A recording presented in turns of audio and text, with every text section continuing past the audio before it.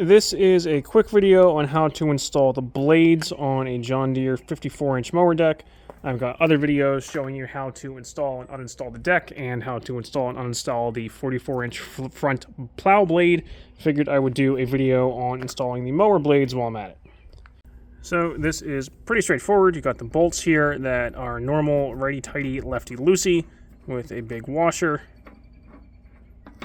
The only thing to really watch out for is making sure when you put the blades on that the cutting surface, which would normally of course be facing down towards the grass, is facing up, since you have the whole thing upside down. You don't want to put the blades on upside down, go through all the effort of flipping the thing over, installing it, and then go to cut your grass and realize that you have the blades facing up so they aren't actually cutting the grass. So to get that on there, just hand tighten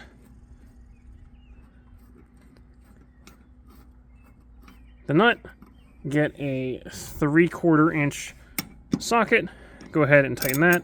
And then the problem you might run into is that the whole thing is going to want to start to turn as you try to tighten. So this is where, obviously, don't be stupid and grab the sharp side of the blade to try and hold it in place. You can do something like cram a block of wood in here to kind of wedge the blade. So if I had a scrap 2x4 or something and kind of wedged it right here, that would hold that in place.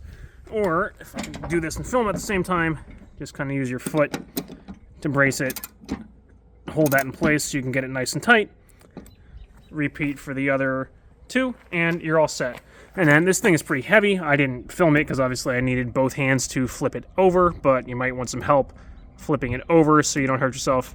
That's it. Again, real quick video here. Next up, I will have a video showing you how to install the deck on the mower.